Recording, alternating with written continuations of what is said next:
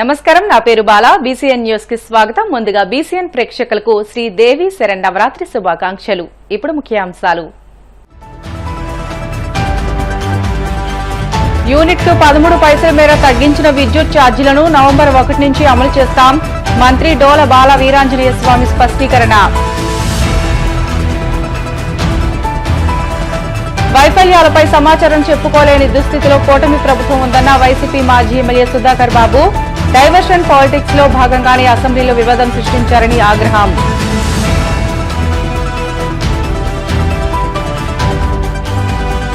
ద్వారకా తిరుమల క్షేత్ర దేవత శ్రీ కుంకులమ్మ అమ్మవారి ఆలయంలో ఘనంగా దేవీ శరన్నవరాత్రి మహోత్సవాలు.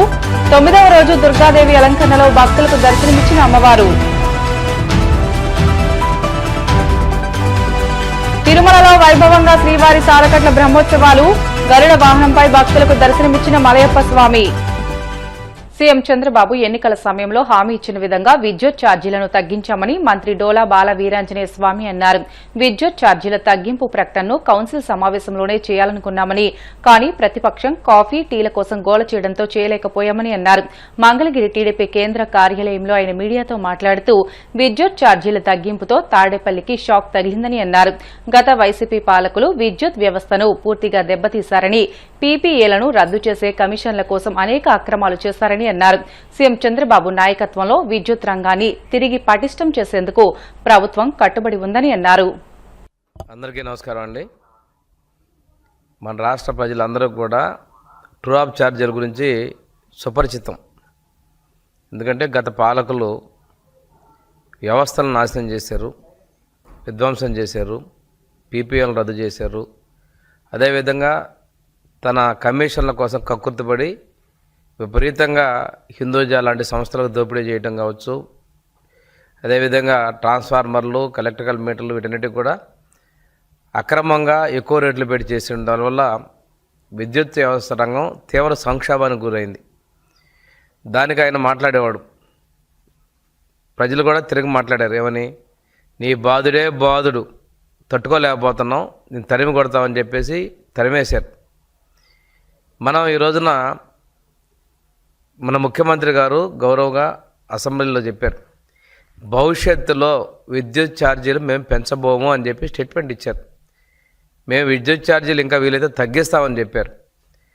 గౌరవ ముఖ్యమంత్రి గారు చెప్పిన దానికి అక్షర సత్యంగా ఈరోజు మేము యూనిట్కి 13 పైసలు మేము విద్యుత్ ఛార్జీలు తగ్గిస్తున్నాం. ఇది ట్రూ డౌన్.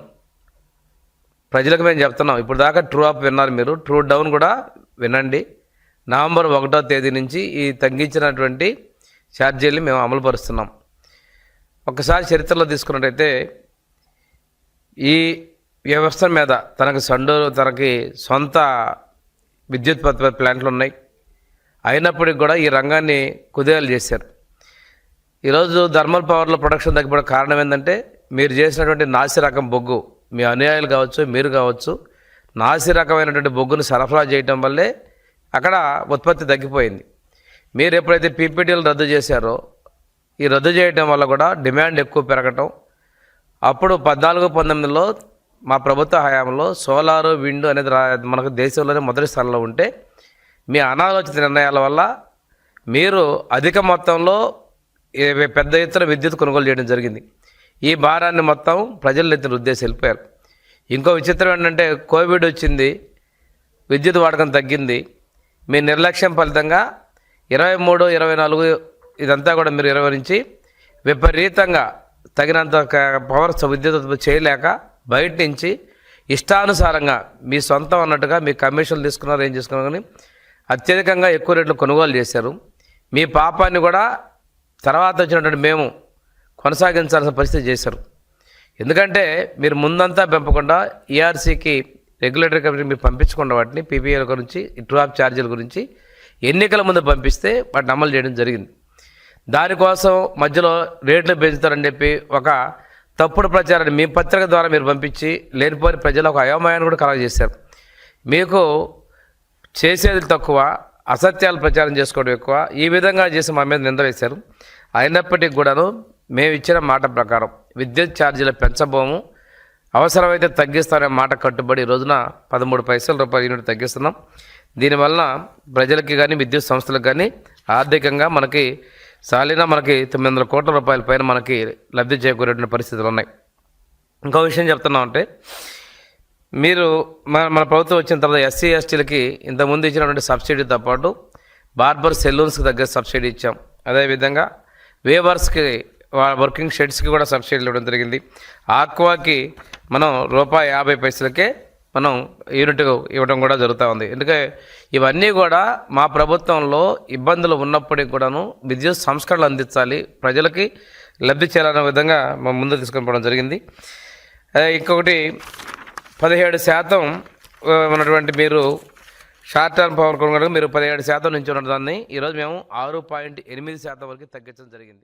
ప్రభుత్వ వైఫల్యాలపై వైసీపీ ప్రశ్నిస్తుంటే సమాధానం చెప్పుకోలేక డైవర్షన్ పాలిటిక్స్ తో ప్రజల దృష్టిని మళ్లించడమే లక్ష్యంగా అసెంబ్లీలో మాజీ సీఎం వైఎస్ జగన్ చిరంజీవులపై బాలకృష్ణ నోటికి వచ్చినట్లు మాట్లాడారని వైసీపీ మాజీ ఎమ్మెల్యే టీజీఆర్ సుధాకర్ బాబు ధ్వజమెత్తారు.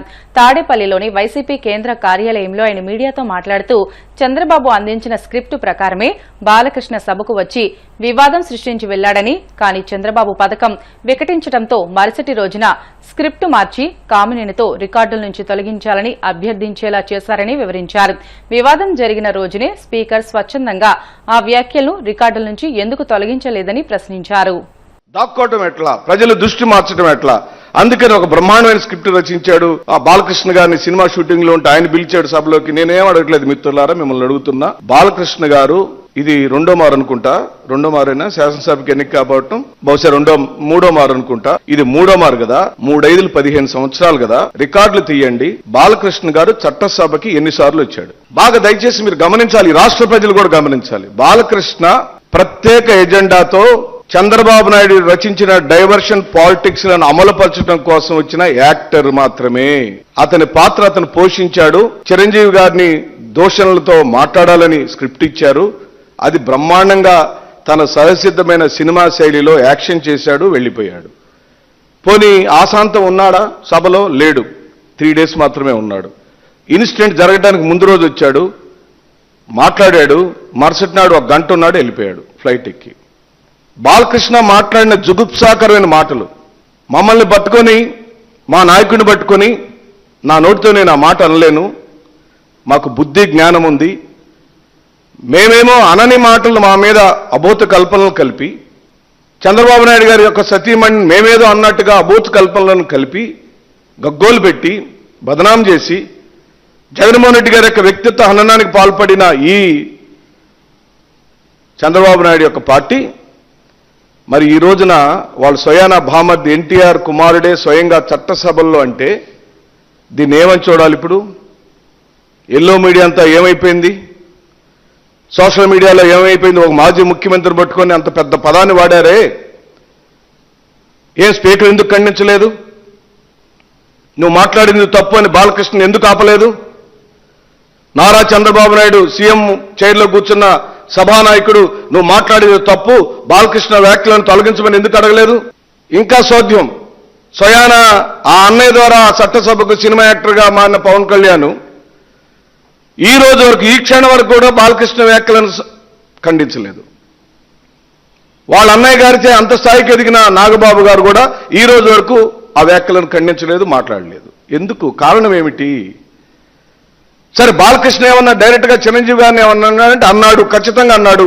ఆయనే పెద్ద మహా గొప్ప, వాడు చెప్తే ఈడు వచ్చినట్టు, ఈడు చెప్తే వాడు వచ్చిన, ఇది రికార్డ్ అయినటువంటి మాటలు. నేను ఒక్కడిని సొంత కవిత్వాలు చెప్పడానికి ఏ మాత్రం ఆసక్తి లేదు.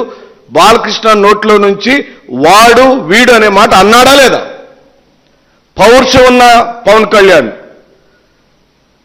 వాళ్ళ అన్నయ్య గారిని ఇక్కడ ఏదో అవమానం జరిగినట్టుగా అబోధ కల్పన కలిపిన ఈ రాష్ట్ర ఉప ముఖ్యమంత్రి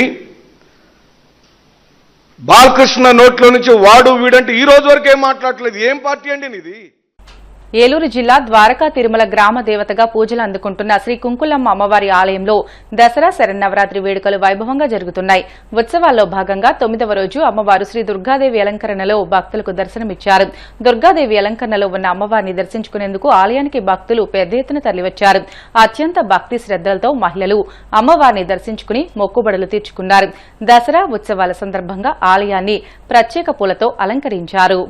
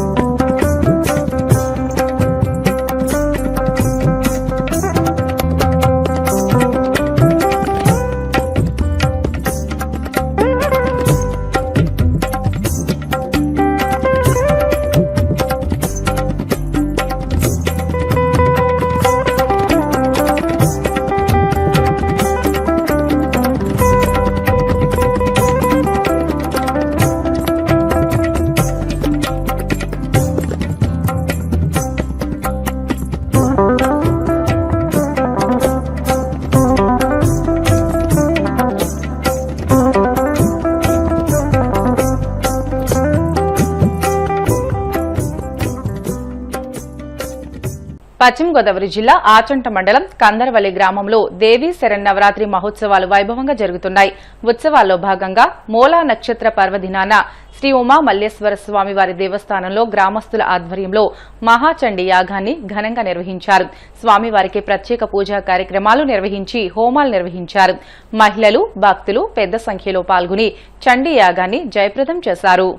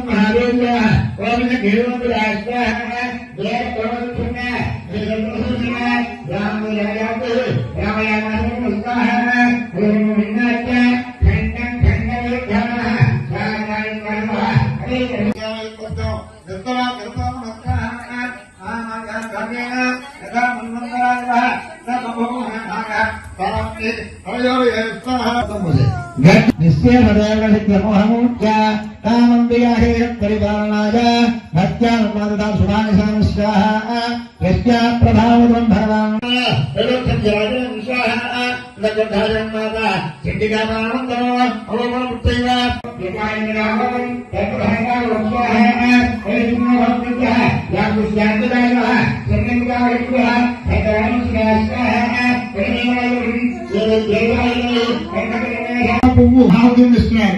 ఇది పువ్వు వెలిగిస్తున్నారు అంటే యజ్ఞాన్ని